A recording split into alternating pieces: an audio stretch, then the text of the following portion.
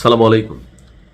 যারা আমার নিউজগুলো রেগুলার দেখেন, গেল 2 থেকে 3 দিন আগে আমি একটা কথা বলছিলাম যে যখন আমরা দেখলাম যে দীর্ঘদিন যাবৎ ইরানের বিরুদ্ধে একটা স্থল অভিযান পরিচালনা করার জন্য প্রায় 2,500 মার্কিন সেনা বললে ভুল হবে, স্পেশাল কপ অর্থাৎ ধরেন যারা বিভিন্ন ধরনের অস্ত্রের প্রশিক্ষণ অথবা বড় ধরনের অপারেশন চালাতে সক্ষম এমন বাছাই করা 2,500 সেনাকে ইরানে স্থল অভিযানের জন্য পাঠাবে ট্রাম্প, এমন একটা বক্তব্য ছিল। এর মাঝখানে হঠাৎ করে ট্রাম্প বলল যে না, স্থল অভিযানটা সে করবে না। এখানে হরমুজ প্রণালীতে ইরান যে ব্যারিকেড দিয়েছে সেই ব্যারিকেডটাকে ইস্যু করে ট্রাম্প আসলে এখানে একটা চাল চালছে। আজকের দুঃসংবাদ হচ্ছে, আপনারা যে ছবিটা দেখছেন এটা হচ্ছে প্যারা ট্রুপার, অর্থাৎ আমরা যে প্যারাশুট দেখি, মানে বিভিন্ন জায়গা থেকে ল্যাপটপ দেই বা বিমান থেকে বা হেলিকপ্টার থেকে, তো ওইরকম যারা মানে স্পেশাল ফোর্স আছে ইরানের বিরুদ্ধে স্থল আক্রমণের সম্ভাবনা বিবেচনা করে প্রায় 2,000 স্পেশাল প্যারাট্রুপার ফোর্স আপনার ইরানে পাঠাতে যাচ্ছে আমেরিকা।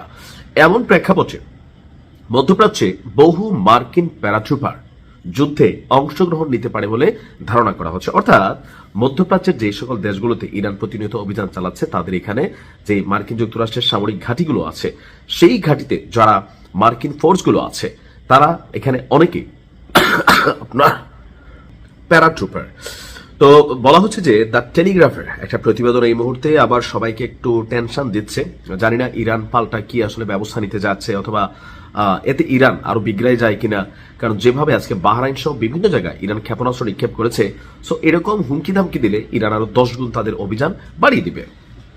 দ্য টেলিগ্রাফের প্রতিবেদনটি বলছে, স্থল অভিযান শুরু হলে যুক্তরাষ্ট্রের অভিযান 82তম এয়ারবর্ন ডিভিশন, অর্থাৎ যুক্তরাজ্যের বিভিন্ন ফ্রন্টে আপনার যুদ্ধ আছে। যেমন আমরা ইরানেও যদি দেখি, ধরেন আইআরজিসি হচ্ছে ইরানের মূলধারা সেনাবাহিনীর বাহিরে আরেকটা বাহিনী, যাদেরকে অভিজাত রাজকীয় বাহিনী বলা হয়ে থাকে।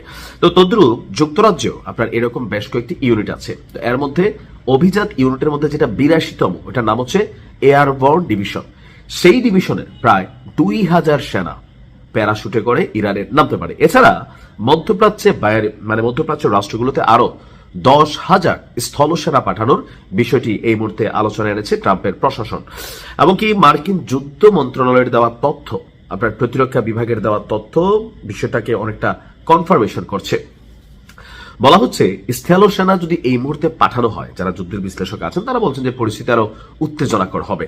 আক্রমণকারী বাহিনীর অগ্রভাগ হিসাবে কাজ করতে পারে আপনার এই 82তম বেস, আর শত্রু ভাবাপন্ন পরিবেশে ঝুঁকিপূর্ণ অভিযানে তারা বিশেষজ্ঞ। অর্থাৎ ইরান অনেকটা খাঁজ কাটা জায়গা, যেখানে আপনার প্রকৃতি তাদেরকে অনেক ধরনের সেফটি দিয়েছে, ভ্যালি, উপত্যকা, বিভিন্ন জায়গায় লোকাল সহযোগিতা ছাড়া আপনি কি বলা হয় যে মানে অভিযান চালাতে পারে। তবে এখানে অনেকটা প্রশ্নবিদ্ধ বিষয় হচ্ছে যে এই যে বাহিনীটা, তাদের একটা পজিটিভ সাইড হচ্ছে তারা 24 ঘন্টার মধ্যে পৃথিবীর যে কোনো প্রান্তে নাকি তাদেরকে পৌঁছানো যায়, আর তারা মাটিতে নেমেই বিমান ঘাঁটি, বন্দর, গুরুত্বপূর্ণ স্থাপনাগুলোকে দখল করতে সক্ষম।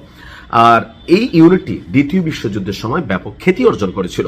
এরপর থেকেই প্রায় বড় সকল অপারেশন যেখানে আমেরিকা চালায় সেখানে তাদেরকে ফাইনালি ব্যবহার করে। এখন প্রশ্ন হচ্ছে যে ইরানের উপত্যকার এই শহরে বা এই দেশে এই ফোর্স কতটুকু সফল হবে, আর ইরান তাদেরকে কিভাবে ওয়েলকাম করবে। ভালো থাকুন। আসসালামু আলাইকুম।